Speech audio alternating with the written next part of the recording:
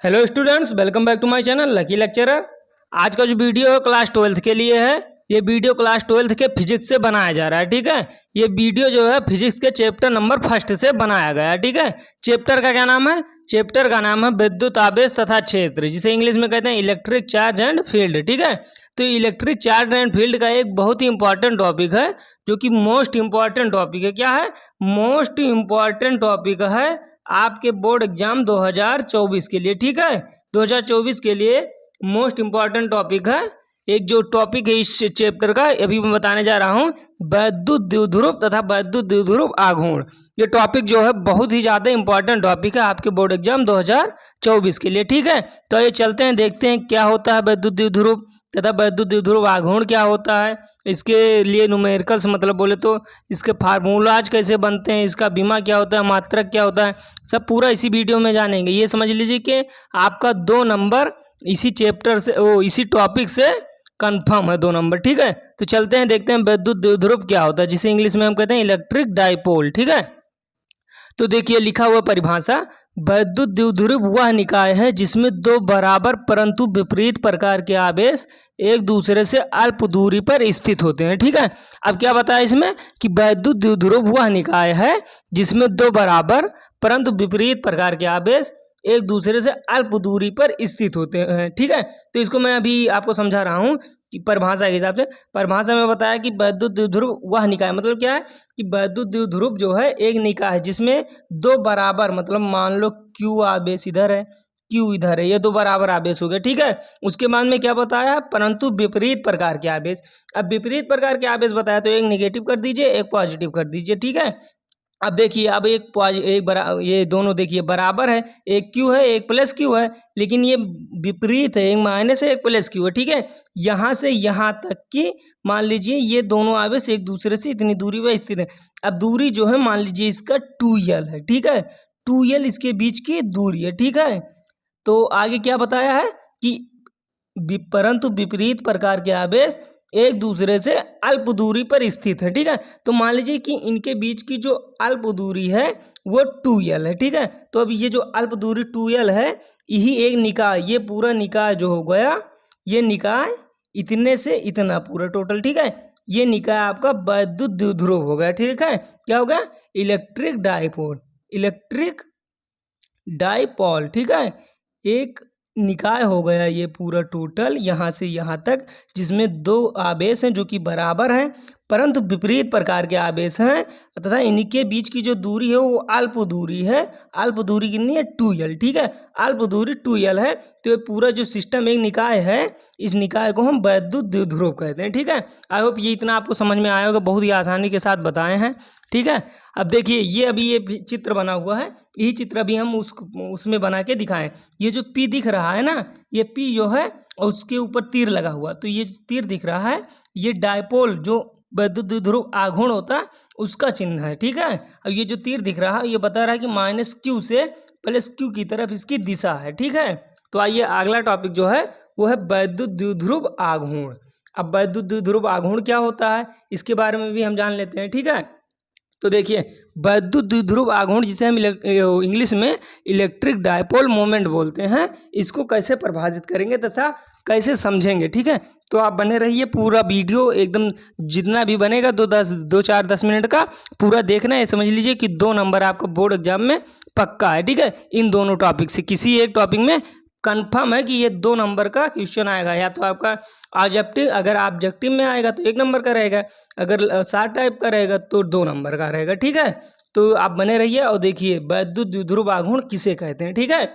तो देखिए परिभाषा क्या लिखा हुआ है, वैद्युत द्विध्रुव निकाय में स्थित आवेशों में से, क्या कह रहा कि वैद्युत द्विध्रुव निकाय में स्थित आवेशों में से। अब वैद्युत द्विध्रुव में 2 आवेश रहते हैं, आवेशों पूछ रहा है ना, तो 2 आवेश रहते हैं। देखो एक माइनस एक प्लस आवेश है, ठीक है।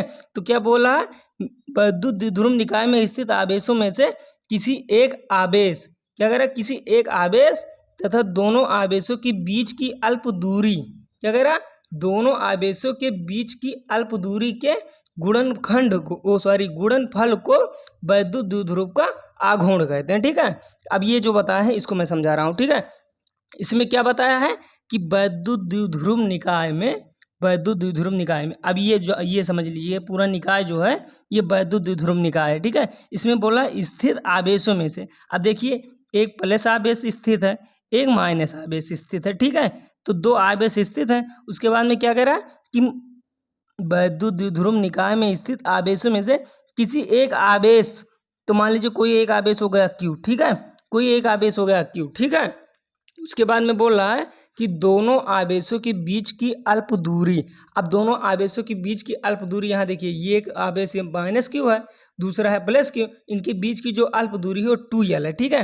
तो एक आवेश जो बताया था परिभाषा के अनुसार कि एक आवेश तथा उनके बीच की अल्प दूरी के गुणनफल को, अल्प दूरी के गुणनफल को, तो यहाँ मल्टीप्लाई कर दिए। अब इस गुणनफल को ही वैद्युत द्विध्रुव का आघूर्ण कहते हैं। क्या कहते हैं? वैद्युत द्विध्रुव का आघूर्ण। वैद्युत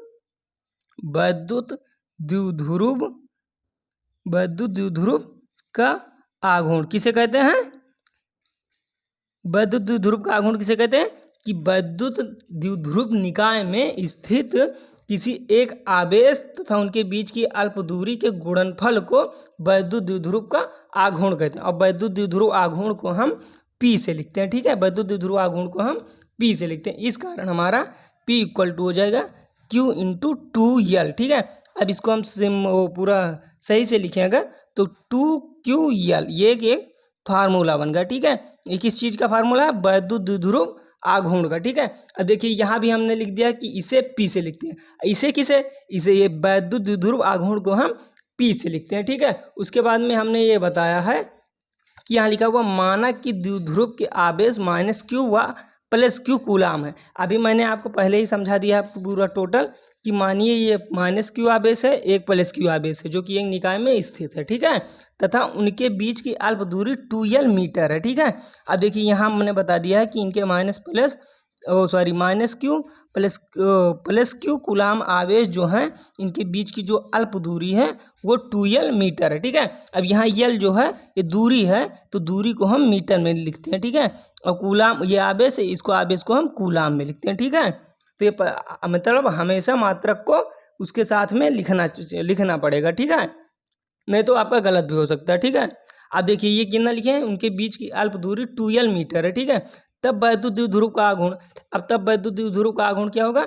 P equal to Q into 2L, जो कि अभी हमने आपको बताया है, ठीक है। यहाँ ये सॉल्व करके अभी हमने आपको बताया, ठीक है। उसके बाद में इसको टोटली ये कर दिए हैं, देखो P इक्वल टू 2QL, ये टोटल मैंने आपको कर दिया, ठीक है।